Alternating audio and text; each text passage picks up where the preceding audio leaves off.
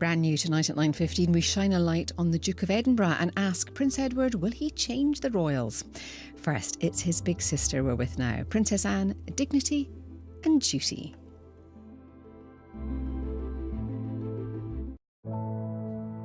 Delivering unexpected moments. Extraordinary stories, sponsored by Prestige Flowers on Channel 5. Anne, the Princess Royal.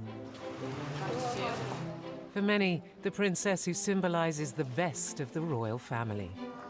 She'll often do 4 engagements a day in different parts of the country. Always gets to the heart of the project. She's a fantastically professional royal. She might not be about hugs and cuddles and compassion, but she is about duty and responsibility and hard work. Among the Queen's children, Anne's devotion to the monarchy and to her parents has been exemplary. It's Anne who's the most responsible, and certainly the one that the Queen really leant on at the end of her life. The Queen could see that Anne also was devoted to duty. Yes, I'm not totally useless. I was quite well educated, one way and another. Tonight, royal insiders trace her decades-long journey from strong-willed youngster to the King's respected counsellor. Princess Anne was the son that Prince Philip never had. She is very much in his image. And offer insights into what Anne is really like. On this occasion, I'm marginally better organised than usual. I just left my voice behind. She doesn't tolerate fools. She can be snappy. She can reduce grown men to tears. How does it feel having a Buckingham Palace as your private property? Well, I don't know, because it isn't. We reveal the truth behind Anne's most memorable moments. From the dramatic... Good evening. There's been an assassination attempt on Princess Anne and Captain Mark Phillips. It was an extraordinary incident, and she handled it in the most extraordinary way. To the controversial. Divorce? Very Mirror. Never been mentioned. Throughout Anne's extraordinary life, her example of dignity and duty is a hard act to follow. Anne's motto, and I think she said this for riding, is if you fall, get up, carry on, and mind your manners. So I think it's almost a motto for life. The Princess Royal.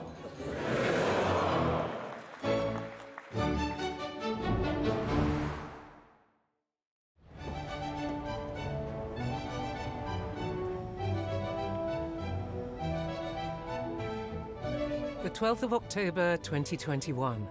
In a service at Westminster Abbey, Queen Elizabeth marks the centenary of the Royal British Legion. Close by is her daughter Anne, the Princess Royal.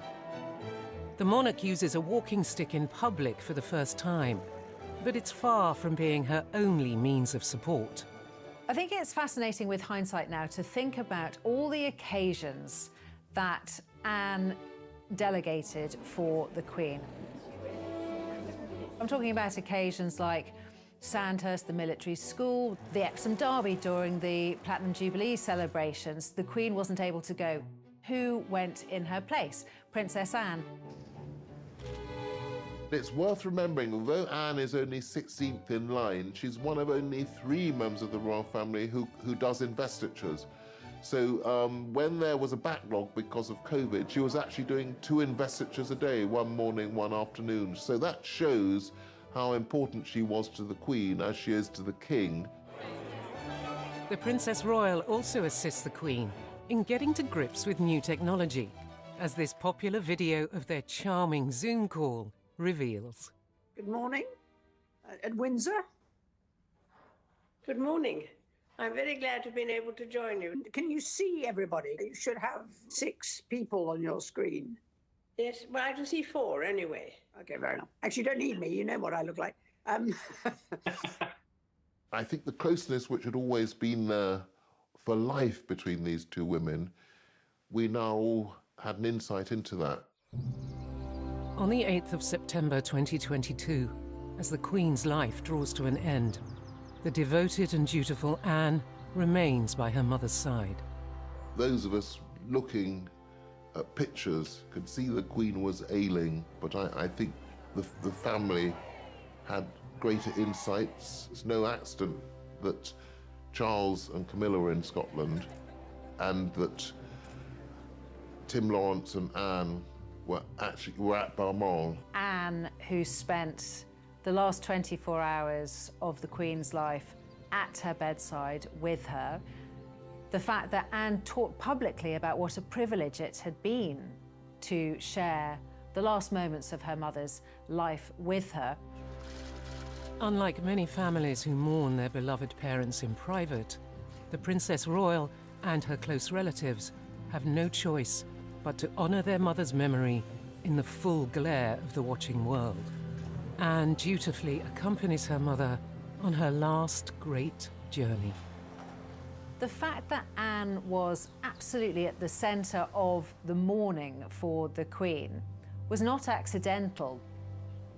I think it was deserved that Anne was publicly recognised as having done a lot for her mother. She became very symbolic of the royal family and the mourning of the Queen. And she did her duty in those few days. Princess Anne's brother Charles is now king, and her support for the monarchy remains as devoted as ever. In January 2023, alongside her youngest brother, Prince Edward, she is appointed a Councillor of State to deputise for the monarch in times of need. The spouse of the monarch is automatically one of those five, and then it's the four next in line to the throne. We lost Philip, and he wasn't replaced by anybody. And then we pretty much lost Harry and Andrew. You're not meant to be a Councillor of State if you live abroad, and you're not meant to be a Councillor of State if you're not a working member of the royal family, which neither of them were.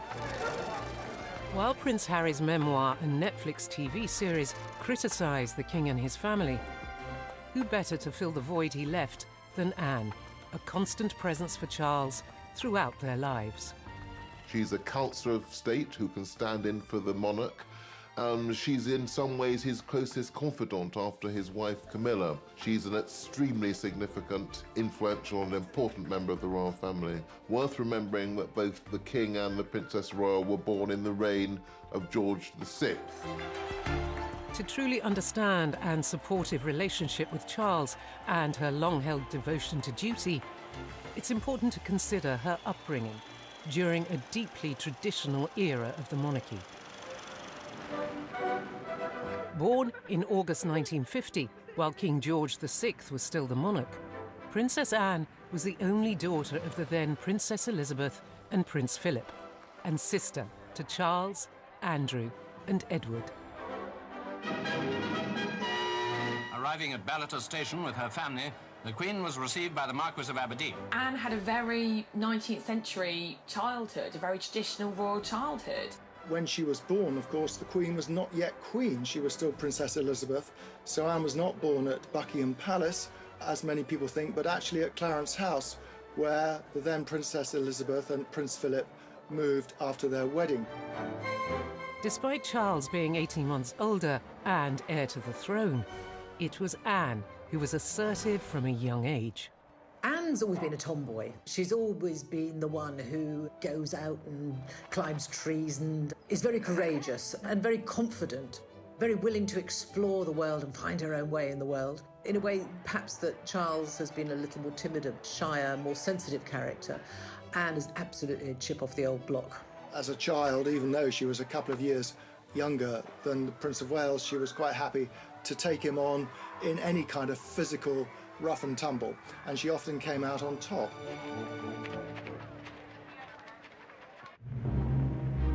The princess had to become independent from an early age. She was not yet 3 years old when her mother became queen in 1952.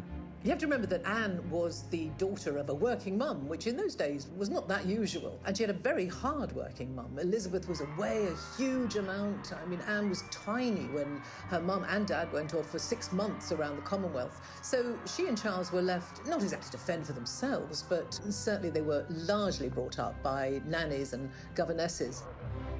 Growing up, Princess Anne spent much of her time separated from her family. Anne had quite a solitary childhood in many ways because she had her brother Charles, and then there wasn't another sibling for a further 10 years, actually. So it was herself and Charles at home being educated at home till Charles went off to boarding school, and then there was just Anne. And she was left with her governess for, I think, the best part of 7 years. But it must have been a very strange existence.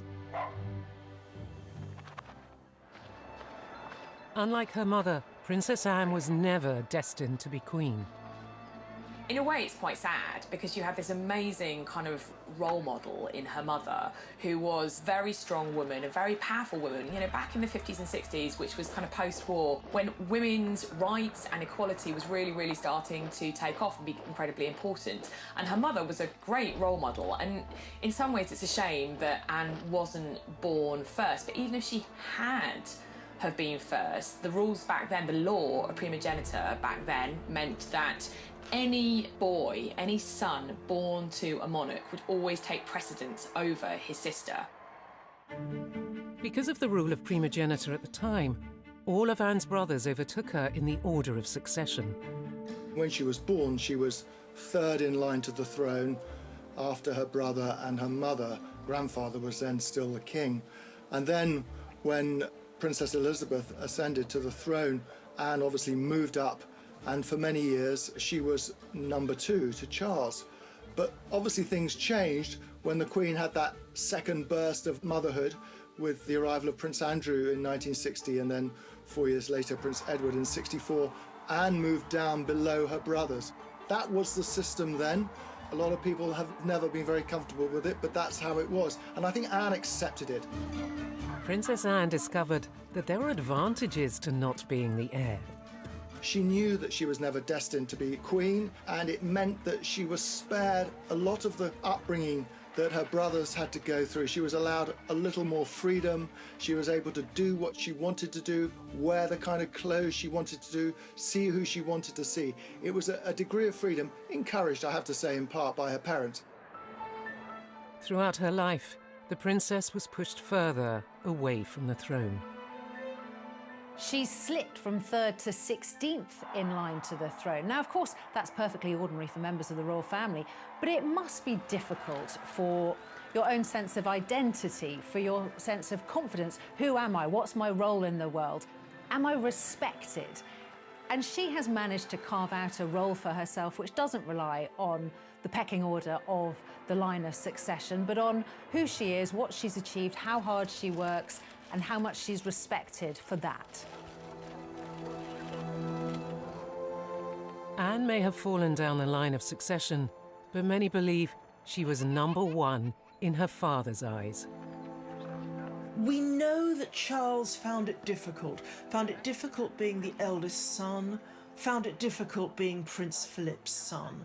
But there wasn't quite the same pressure on Anne.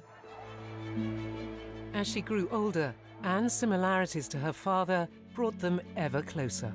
I've always thought that Princess Anne was the son that Prince Philip never had.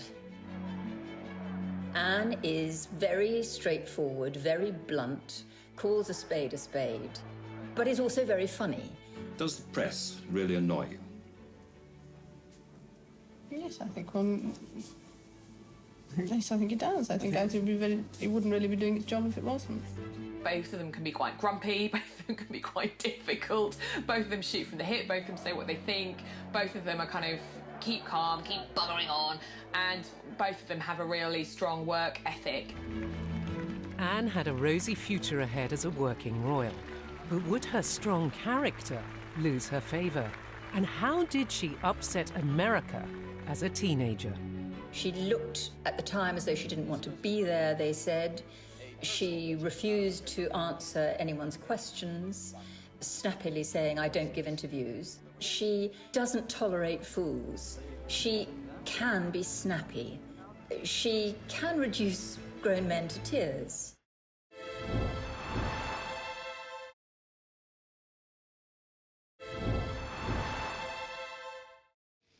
May God bless her and all who sail in her.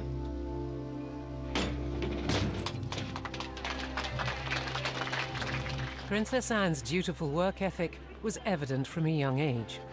In 1968, at 18 years old, she became a working royal. Anne didn't see the point of any further education. She'd had quite enough by the time she was 18 and said that she thought university was a very overrated pastime. I decided, after my limited school career, not to go to university. Contrary to some reports, not because I couldn't go to university, but I didn't actually want to go to university. She was just out of school and she was going on engagements with her mother and father. When the Queen and Philip went to Australia in 1970, Anne wasn't even 20, she was still only 19. She accompanied them, and it was the birth of what has become a real royal staple, the royal walkabout. There had never been a walkabout before, but such was the interest in the young teenage Princess Anne, and she was a very gamine and attractive teenager. The crowds turned out in their thousands.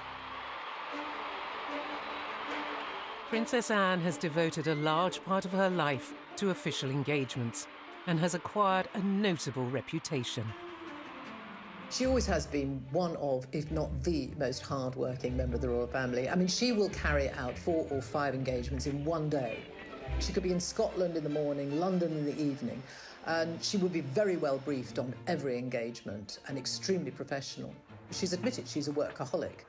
Anne is very no-nonsense, and she takes that approach to her work. She regularly tops the best-selling list in terms of the highest number of engagements. I think on an average year, she does anything from 350 to at most 500 engagements, both domestically in the UK and abroad. It's a huge workload.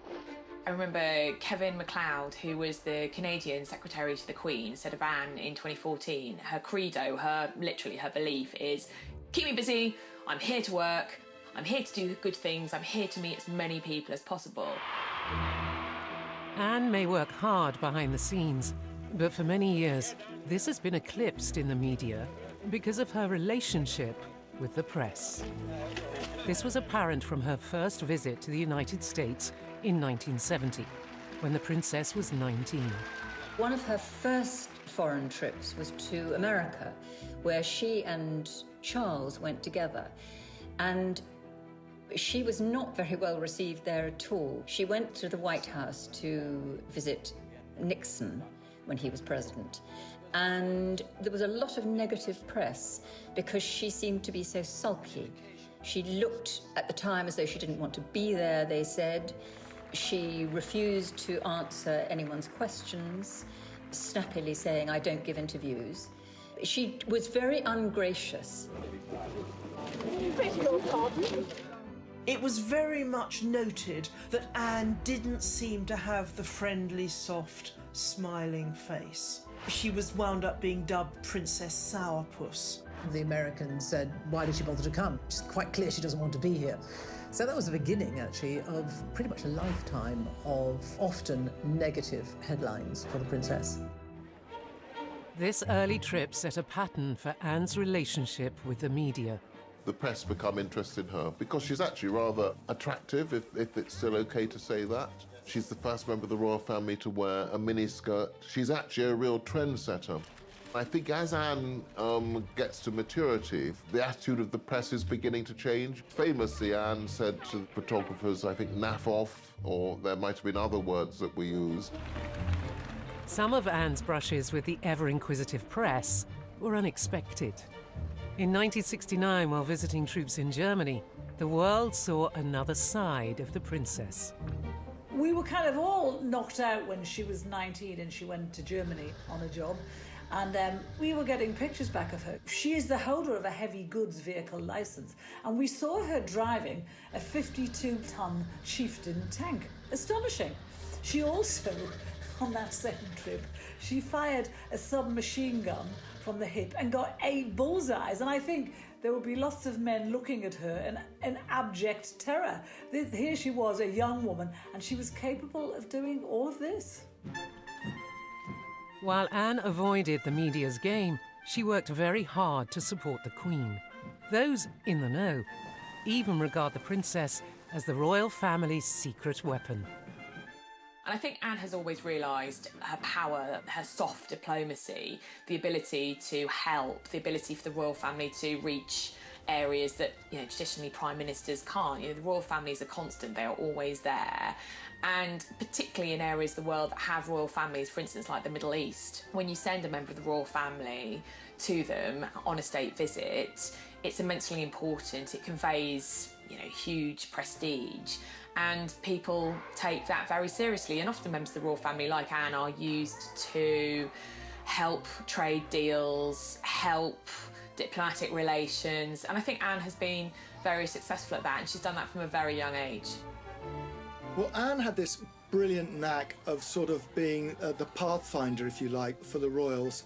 If there was a slightly tricky destination go to, it was always Anne they would send in first, because she has a great ability at making people feel welcome and being enormously empathetic with people. I don't think Anne feels that she must be the centre of attention. Hello, ma'am. Good evening. Nice to hear. Like her mother and her father, she sees it as being about duty and service and about shining a light on the things she's there to see. In 1990, the Queen entrusted Princess Anne with visiting the Soviet Union on her behalf. This would be the first official visit there by a member of the royal family in more than 70 years. The last had come just before the Tsar, a distant relative of the Queen, was executed after the 1917 revolution. I suppose her most significant overseas trip was to Soviet Russia, as it then was, in 1990. How does it feel having a Buckingham Palace as your private property? Well, I don't know, because it isn't. She made a huge impact. It was a great success. Big crowds came out to see her. People were interested in her. And the feedback was incredibly successful and very positive for Britain. That was a massive deal in terms of the thawing of the relations between the UK and Russia. So that was a really, really important tour that Princess Anne went on to the Soviet Union, and she really paved the way for the Queen's visit. As well as her royal duties, Princess Anne is involved with countless charities, organisations and regiments in the UK and overseas. It's not just the public engagements. She is involved in a huge amount of charities, some 300 charities, some of which she's founded herself. She writes her own speeches. She has a very small staff as well. Charles famously has a lot of staff looking after him. She's never seen the point in being just a nominal head of an organisation, which is why she works so phenomenally hard. It would be almost impossible to go and visit every single charity and organisation she's involved with every year, but she does her damnedest to do so. She believes that if you're going to put your name to it, it needs to be more than just a name on a letterhead. You actually have to go along, see what they're doing, encourage them and bring what publicity you can to them. One cause that's always been close to Anne's heart is Save the Children. Their relationship goes back more than 5 decades. If you want to improve the lot of children, then you must improve the lot of their mothers. If there is a fundamental baseline to the Save the Children Fund's work, it is working with mothers and getting mothers to be able to take a much greater part in their children's lives and in the lives of the community in which they live. When she was in Uganda recently, it was for Save the Children. She became their president in 1970. She's now their patron, so that's 50 years of engagement. She's able to look back on a lifetime of engagement with these countries, with the Commonwealth, and resolutely hard-working and completely dependable. But Anne made it clear that she didn't seek praise from the public or the press. She once told a friend who had been asking her about the kind of affection that Diana had from the public, the love, the adoration that Diana had, if she would want that. And she said, no, she would rather have respect than affection from people that she didn't know. Again, Anne's refusal to cooperate with the press meant that much of her hard work went unrecognised. If she was off on some tour raising money for an awareness for Save the Children, and Diana appeared somewhere in a low-cut dress, the newspapers would be full of stories about Diana, and Anne would find herself not getting a look in. I think that must have been very galling for her. In the early days, I used to wonder why she didn't force herself to have a better relationship with the press. She clearly had no time for us at all, and she thought we were a nuisance. Such a shame, because whenever we used to write about her, it wasn't about the worthy work that she'd done. It was because she'd lost her temper somewhere, she'd sworn at someone, or because she was wearing ridiculous clothes. She got a really hard time from Fleet Street in the 80s and the 90s. They thought that she treated the press with disdain, she wouldn't talk to them, she ignored them, she wouldn't smile for them. And in return, they gave her a really hard time because, in their view, she didn't give an inch. For many journalists of that time, Anne wasn't helping her own cause. She wanted to be appreciated for what she'd done. She got across that Diana was more appreciated than her, and yet she did nothing to facilitate that. This all changed in 1982, when the press followed Anne on one of her tours of Africa with Save the Children. They went in search of a story about her love life, but when they realised she wouldn't discuss it, they took more interest in her work and were surprised by what they saw. There was one particular tour where she went to Africa, and the photographers, the press pack, were with her as well for all that time. It was probably weeks, and she was visiting refugee camps in Africa. The press didn't really want to go along with her, but they did in 1982 go to Africa with her. And there they saw a princess who was utterly prepared to get down and dirty, really getting down to work, dressed, in jeans and a shirt and probably a headscarf, in dusty, hot, sweaty Africa, going into slums, the way we're not used to seeing a princess at all. And the tone changed, and suddenly there were positive headlines, and the good headlines such as she had not had at all before. And I think people began to appreciate that we had a very hard-working princess there who would travel the world and not stand on airs and graces. Now, with an understanding of Anne's work, it seems the present public accepts her unique approach. She doesn't tolerate fools. She can be snappy. She can snap at Lord Lieutenants, for instance, who are trying to keep her to a timetable. She can reduce grown men to tears. She's very like her father in that respect. And she is a very, very hard worker and wonderful at what she does. She is somebody who will turn around and say, that's not good enough, or excuse me, or what the hell do you think you're doing? Very straight. She is what she is. And she's always said, actually, I've got to be true to myself. I am what I am. And that is a slightly haughty, imperious at times princess, but someone not at all snobbish, and someone with a common touch, albeit a common touch that often involves wearing white gloves. But, you can't take it away from her. She is a hard-working royal. There's something about her which is it's not an apartness, but she's not particularly huggy. So there's a slight austereness which I think we many of us like in our royals. It's not only Anne's impressive work ethic that has astounded the public. She's had a whole other career with highs. We had a world-class sportswoman as a working royal, and that's quite unusual. And lows. It's pretty humiliating to be seen covered in mud and water and scrambling after your pony.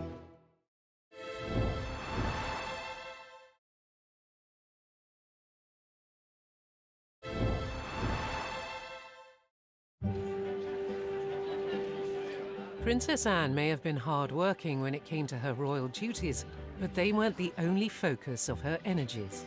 She was a senior royal, but she was also having a second career, effectively running parallel. Breaking with tradition, Anne chose also to pursue a riding career alongside royal duties. It's really very impressive that Anne was able to juggle her equestrian career as a very successful horse rider and carry out all her duties as a senior royal. Anne's lifelong passion for horses started from a young age. She probably sat on a horse before she could walk. She's utterly horse mad. There is the quote, I think, is it attributed to Prince Philip, if it doesn't fart and eat hay, she's not interested. And when it was reported that she was pregnant in 1977, the Queen said, well, we might expect it to have 4 feet. Anne's love of horses and all things equine has charted through her entire life. But I think in many ways it was something of a release from the life of being a very senior member of the royal family. Anne is clearly somebody who is very athletic, was very competitive, wanted to win, and I think rather enjoyed that dangerous side of the sport. Horse eventing has long been considered hazardous. Go, go, go, go, go, go.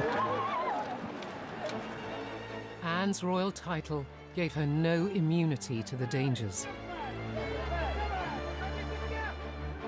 The princess narrowly escaped serious injury following a bad fall while competing in Dorset. I didn't actually see what happened. What it looked like, so the horse hit the fence and she got thrown onto the ground and the horse came over on top and rolled on top of it. She was unconscious when I got there. It was later learnt that Princess Anne had cracked a vertebra. These are dangerous pursuits. She did come off, but I think her motto was, if you come off, you carry on, get back on and keep going. And that's very much, I think, her motto for life. The growing success of Princess Anne's equestrian pursuits led to an increased level of press interest, much to her dismay. When they were photographing her when she was riding at events, when she was doing cross-country, and they would be tucked behind a fence, and they would like nothing more than to see her fall off her horse. It was generally thought that this year's cross-country course at Burghley would present no more than a reasonable test for horse and rider. Not so. The 20th jump over a tree trunk into the water at the trout hatchery proved to be too much of an obstacle for most of the 60 competitors, not least for Princess Anne. And that was where she originally, the phrase that she's been tagged with ever since, where she told photographers to naff off.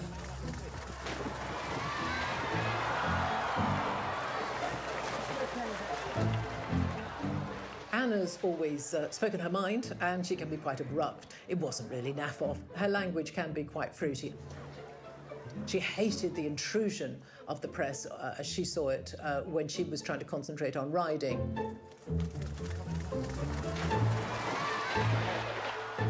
I mean, it's pretty humiliating to be seen covered in mud and water and scrambling after your pony, but she'd always get back on straight away, even after some of the worst tumbles. The inevitable falls captured by an eager press corps did nothing to detract from Anne's formidable talent. At the European Horse Trial Championships in 1971, the 21-year-old princess wowed the equestrian world. 1971 was one of her great equestrian years, I suppose. She competed in the 3-day event, the European Championships, and she won. That was absolutely fantastic for her.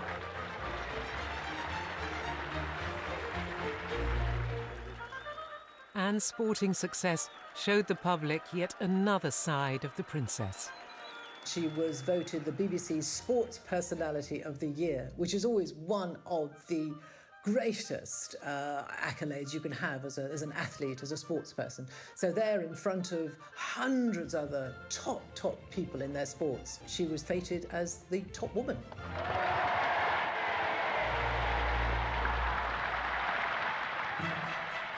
Princess Anne's riding career reached its peak when, in 1976, she was chosen to represent her country on the largest sporting stage possible. Anne took part in the 1976 Olympics in Montreal as a member of the British team, riding the Queen's horse, Goodwill, in the eventing category. Competing in the Olympics, which I suppose was the biggest moment of her equestrian career, didn't go absolutely brilliantly, unfortunately. It was a team event and we didn't win, didn't even get a medal, but they were there and they did compete. This was the first time ever that a member of the royal family competed in the Olympic Games, and it was a huge achievement. She earned a great deal of praise and admiration, both in the world of sport, But generally, nationally, we had a world-class sportswoman as a working royal, and that's quite unusual. Anne's achievements earned her the presidency of the British Olympic Association and a lifelong involvement. I think one of Anne's greatest successes in terms of British sporting history was bringing the Olympic Games to London in 2012. The Princess Royal led the well-known delegation, carefully carrying the flame inside a miner's lamp. Sebastian Coe has said that we actually owe her a bigger debt than most of us realise for having secured the London Olympics in 2012. Once again, she showed this character. If she believes in something and she takes it on, she will give 100% and more. The 2012 Games are on. She went to pretty much every event she possibly could during the 2012 Olympic Games in London and around the UK, and really was the figurehead. Anne's dedication and leadership aside, the Olympic Games were also associated with a more personal moment in the princess's life. While in Mexico for the 1968 Games, the young Princess Anne was introduced to a fellow rider and Olympian, Mark Phillips. Anne's pursuit of equestrian excellence didn't just kind of lead her to professional glory, it also led to her personal happiness as well. It was through mutual love of horses that she met her first husband, Captain Mark Phillips, a lieutenant in the 1st Queen's Dragoons Guard. Of course, in her world of horses, Anne met quite a lot of dashing young men. She went out with quite a few of them. She went out actually with Andrew Parker Bowles as well, quite incidentally. But she was very keen on him.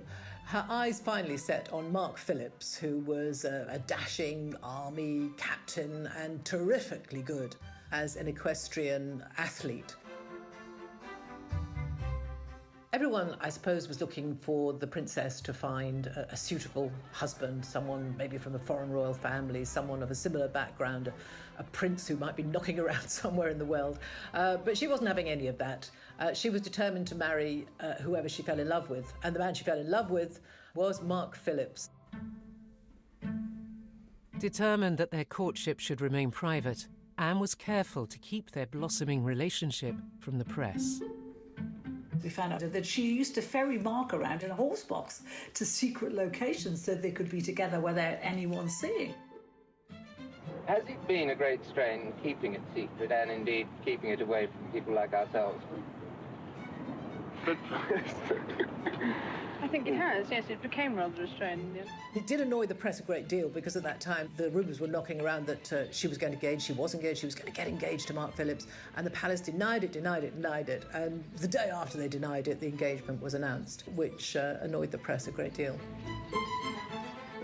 The engagement was formally announced on the 29th of May 1973, with the wedding to take place in November.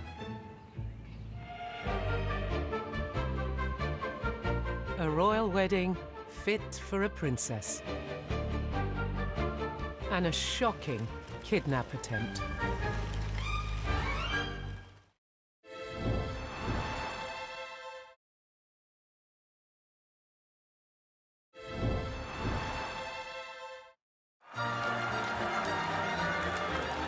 In November 1973, Princess Anne married Mark Phillips with customary pomp and ceremony.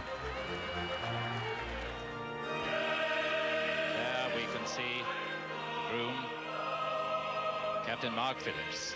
Even though it was November, like her mother's wedding, almost 50,000 people lined the streets to watch her go to Westminster Abbey.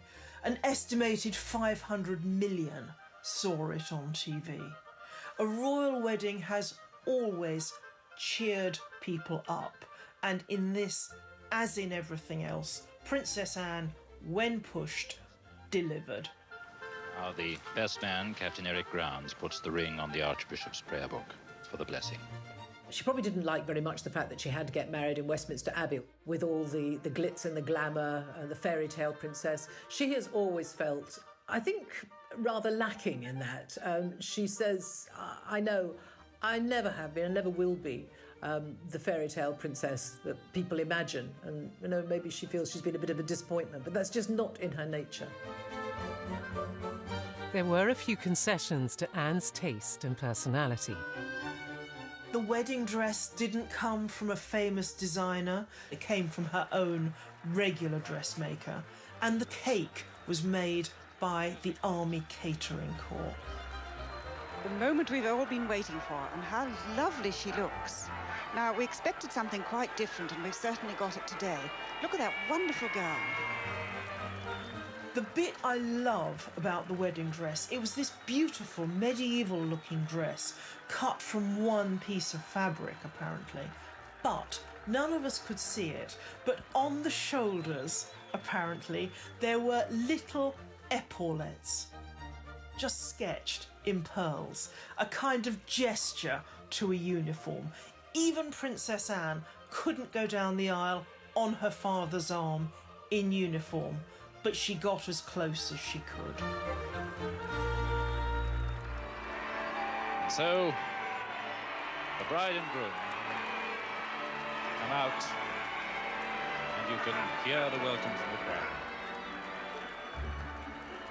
Tradition has it that the monarch often bestows titles on new members of the royal family upon their marriage.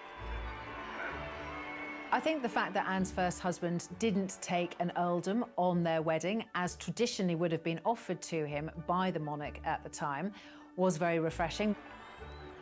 Was certainly the convention that somebody marrying the monarch's daughter would be offered an earldom, so you've got the example of the Earl of Snowdon. But it seems that Mark Phillips and Princess Anne just were not interested in a title. She had a title. He was a professional sportsman.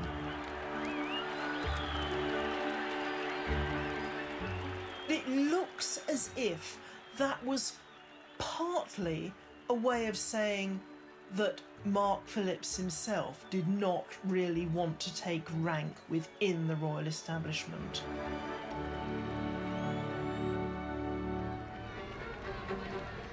The newlyweds were barely able to enjoy the first months of married life before their peace was shattered, when Princess Anne and her new husband were the target of a terrifying attack. Shots have been fired at Princess Anne and Captain Phillips. Perhaps one of the most defining moments in Princess Anne's life was when somebody attempted to kidnap her. They escaped, but 4 people were hit, 1 seriously. Good evening. There's been an assassination attempt on Princess Anne and Captain Mark Phillips. Their car was forced to stop by a Ford Escort on the Mall. The driver of the Escort, Ian Ball, jumped out and began firing a pistol at Princess Anne and her police protection officer.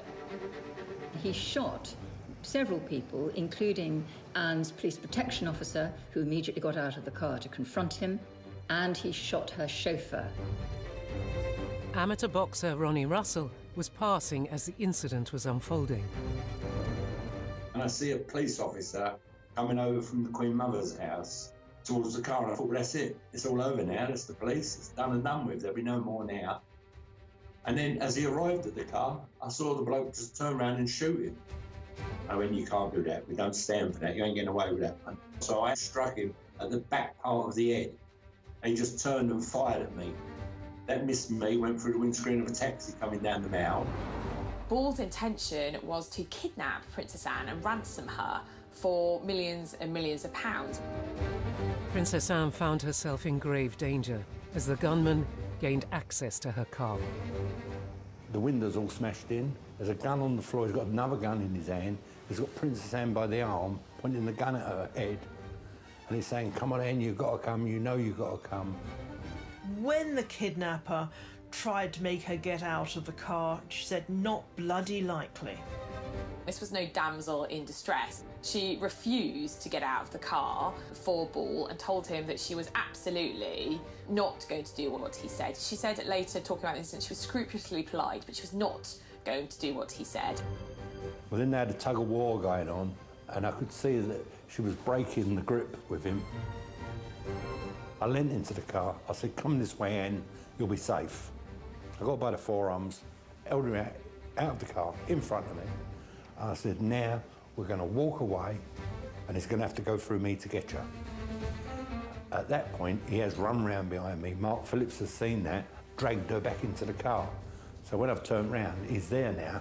He's like as far away from me as you are, and he's standing with a gun pointing at me. And I thought, well, it's your turn or my turn. And then I hit him very, very hard. Thankfully, the incident was brought under control by the arrival of the police. It was an extraordinary incident, and she handled it in the most extraordinary way. And the next day, she was back on duty, working as if nothing had happened.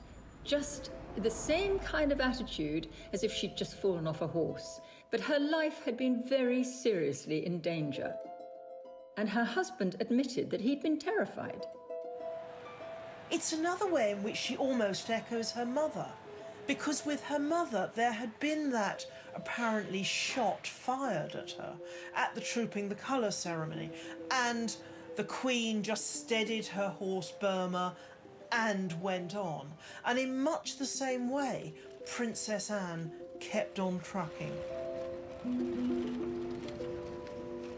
Later on, her father, the Duke of Edinburgh, said that if the kidnapper had got away with Princess Anne, poor him, she'd have really made him sorry for it. And I think we all like that about Princess Anne.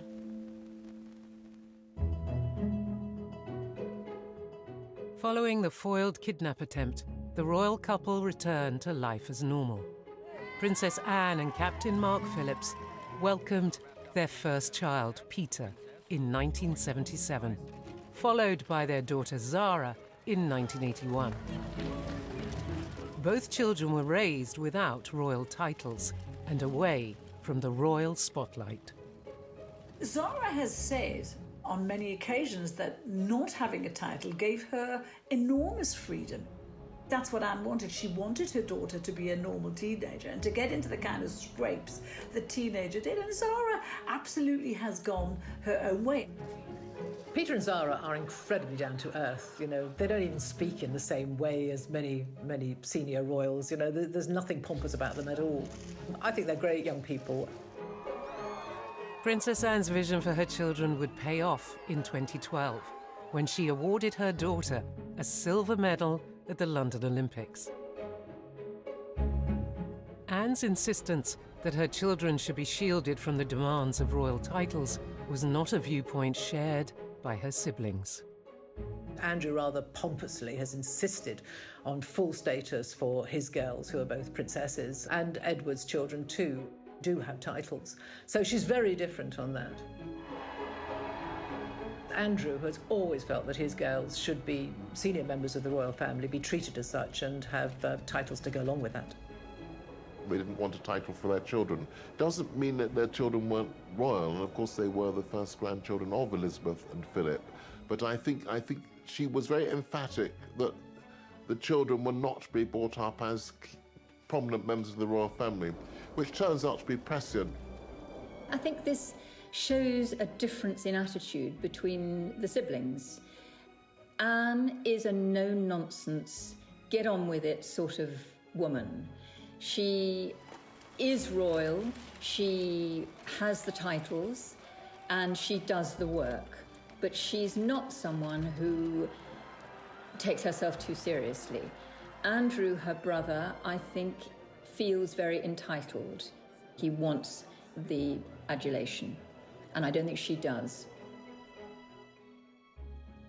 And I think, looking back from where we are now, we know that Charles wants the future ahead to be a slimmed-down royal family. Not too many extraneous members of the monarchy. But Princess Anne was there decades before him. Anne may have been notoriously private, but eventually details of her private life did spill into the open. Rumours swirled of issues within Anne's marriage. Divorce? Very mirror. Never been mentioned by anybody. And leaked letters were soon making headlines. No, I have no comment to make on the news at all.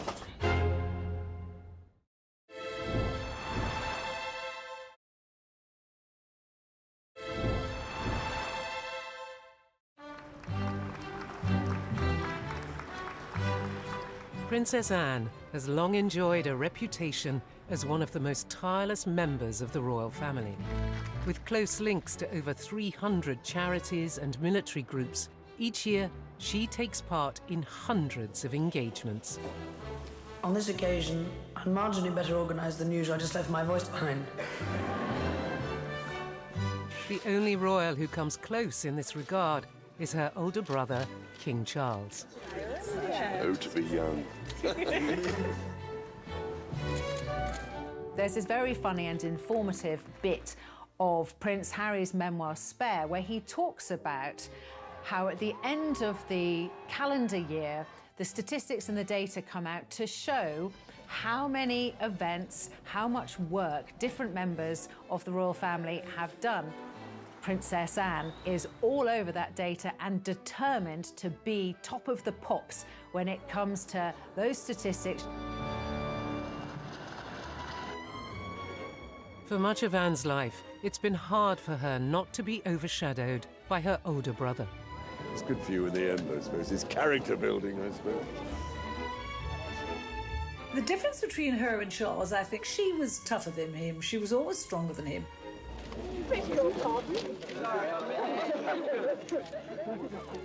She is about duty and responsibility and hard work. And I think, as old-fashioned a concept as that might be, I think that's why we like her. According to a 2023 poll, Princess Anne is the nation's favourite royal. Amidst the scandals involving her siblings and their partners, Anne emerged untainted. Yet, she's not without misdemeanours. She received her first speeding fine when she was 20, and several more since. In 1990, she was even banned from driving for a month.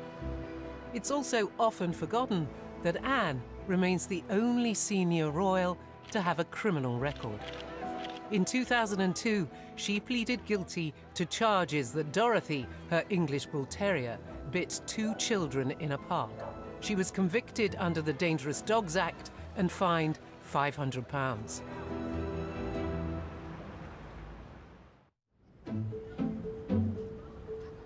In 1989, Anne was the victim of a crime when private letters were stolen from her briefcase in Buckingham Palace. Ultimately, they revealed her romantic indiscretions while still married to Mark Phillips.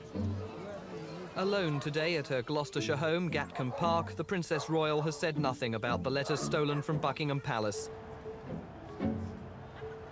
No one quite knew what to make of it, but it transpired very quickly. In fact, the palace issued a statement saying that these were letters from Timothy Lawrence, who was the Queen's equerry at the time, to Anne. No, I have no comment to make on the news at all. It transpired when we all started to dig around that Anne had been seeing him for quite a long time. She was going to his home in Winchester every weekend. And when we all went there to talk to the neighbours, they quite gaily said, "Oh, yes, she's been coming for months." And we all said, "Well, why didn't you say anything?" And they didn't because they liked her. As for the letter thief, Scotland Yard's Serious Crime Squad investigated the incident for 4 months. They took 500 sets of fingerprints and interviewed almost everyone at the palace. The thief was never identified. But the damage was done. The letters had exposed Anne's affair and revealed the true state of her marriage. She denied rumours that her union with Mark Phillips would end in a divorce. I've seen the paper today. Yeah, well, I've released a story about the Queen has given permission for divorce and things. Yeah. Divorce? Daily Mirror. Never been mentioned by anybody. But it finally came in 1992, during the Queen's Annus Horribilis. Anne may have been the first of the Queen's children to divorce, but her reputation was largely unaffected. Her siblings, their marriages fell apart, and the world followed every last detail. Anne's, she managed to keep very private. The love letters were published, but she just kept on, and she said nothing. 1992 ended happily when Anne married Timothy Lawrence in one of the most low-key royal weddings ever seen. Small, private, 30 guests for a meal afterwards. She didn't wear a floor-length dress or a veil, just, a little bunch of white flowers in her hair. Had both her children there. I think that wedding was really all about Princess Anne. Since then, Princess Anne has maintained her strong devotion to royal duty, a characteristic she shared with her mother. The COVID pandemic curtailed Anne's royal duties, but now she had to contend with her father's failing health. Oprah Winfrey's controversial interview with the Duke and Duchess of Sussex was recorded at this time.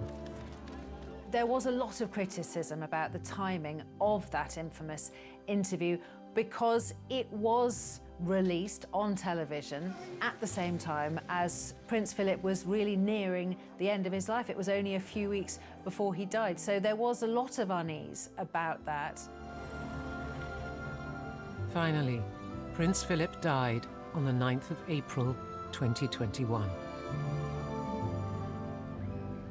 I don't think it's a surprise that when he died, her tribute was not only heartfelt, but very, very detailed in terms of saying that, he'd been a teacher, a guide, a critic, almost like a role model. In so many ways, but in very often quiet ways, Anne has broken the mould of what a female member of the royal family does and is considered appropriate. If we look back to Philip's funeral, there she was walking behind the coffin. To many people, it didn't look strange at all because it was Anne, and of course she had every right to be there. But it was breaking a certain protocol. It was new ground for a female member of the royal family. After these experiences, Anne would draw on all of her strength in 2022 with the historic events that were yet to come.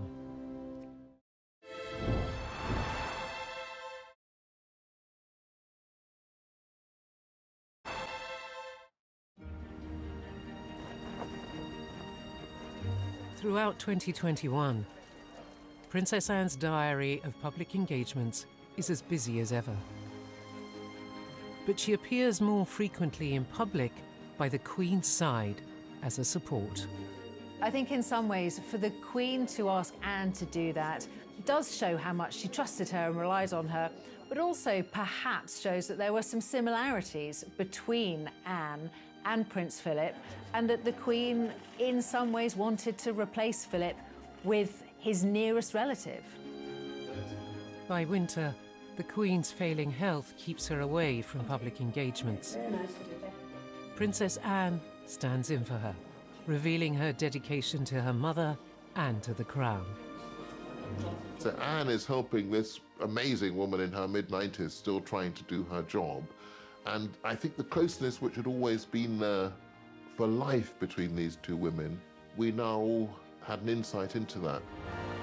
A lot of people realised at the time this was clearly the Queen's wish, that it would be Anne who would stand in for her, and not Charles, who might be the obvious solution to that problem. It was always Anne that the Queen turned to. September 2022, and the death of the Queen. As a nation mourns, Anne performs her duty with dignity and grace. I think that even the royal family was surprised at the amount of love that there was for them in their grief and for their remarkable mother. During the period of mourning, a previously unseen interview with Anne is shared, describing the qualities she admired most about her mother. She had that ability throughout her reign, didn't she, really to understand what society was thinking. Yes, I think that's a remarkable skill, to know what the true values are and to stick with those, not worry too much about the things, the fashions, the things that come and go, and to understand what is the bedrock of society and what makes it tick, and people's relationships, which are fundamentally important. During the period of mourning for the Queen, people really were in some ways yearning to hear from the royal family, not just see them in their mourning garb, standing vigil. So I think a lot of people were surprised and really delighted by how open she was when she was talking about her mother and the clear affection between them. Throughout her life, Princess Anne has remained fiercely devoted to the monarchy and her parents. Really thanks to their example, their advice and their help that you're all here tonight. They're very proud of her, and that's all Anne's ever needed, approval from them. She doesn't need it from anybody else, and that's why she can be so rude to people. She doesn't care what they think of her. I think the only two people in the world she cares about who think of her is the Queen and Prince Philip. I have been touched by the warmth of the appreciation that all these many friends and colleagues feel for your energy and dedication.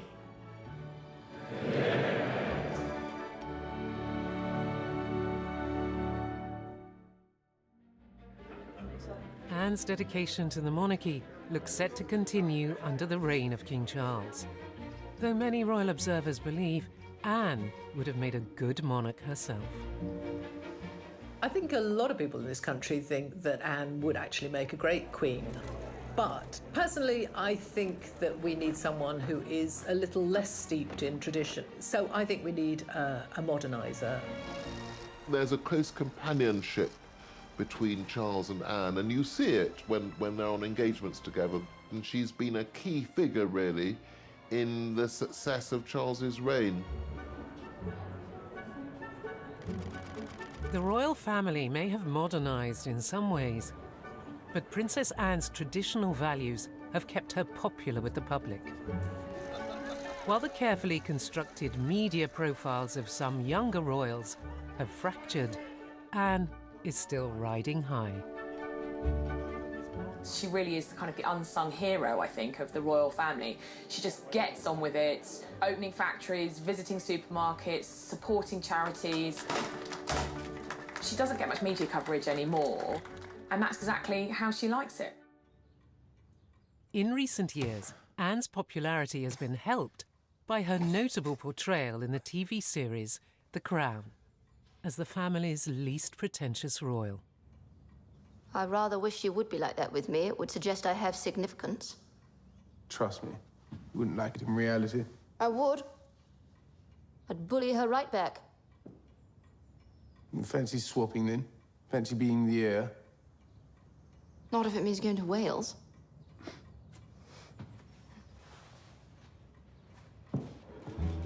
Also, sharing a laugh with world leaders as they appear to talk about Donald Trump.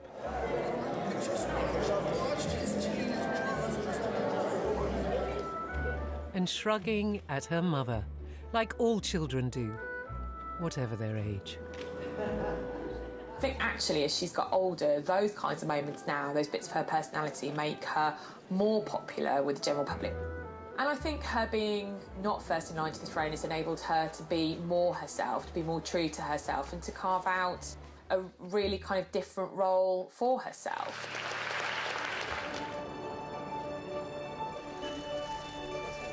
Anne has also cautioned younger members of the family against reinventing the wheel when it comes to public service.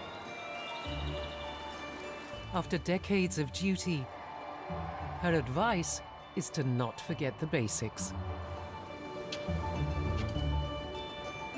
She just gets on with the job, and she sees it as a job. And like her mother and her father, she sees it as being about duty and service and about shining a light on the things she's there to see.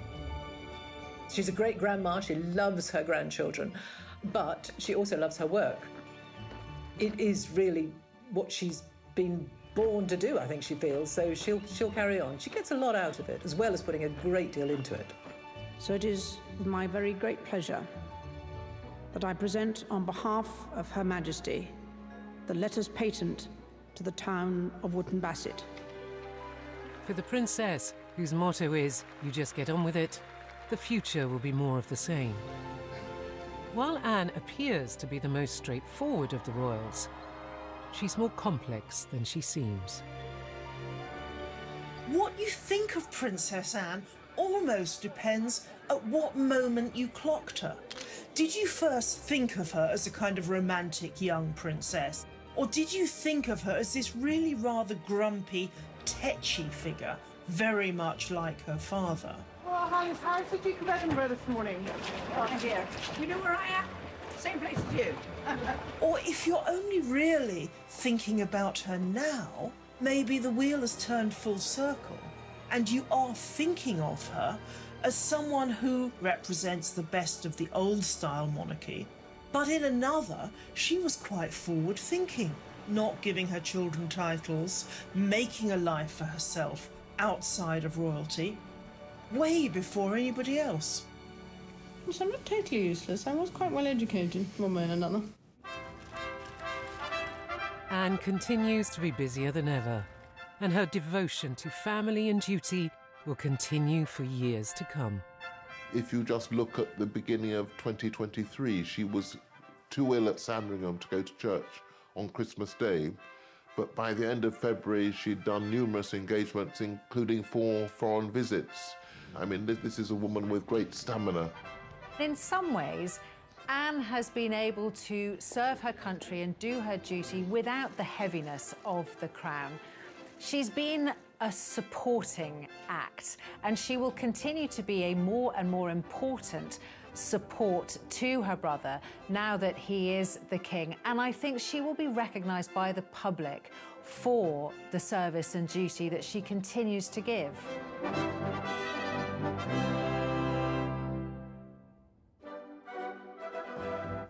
Just half a mile from Windsor Castle, Frogmore House has been a royal retreat for generations, revealing its intriguing and sometimes shocking history. Brand new next Saturday at 7:45.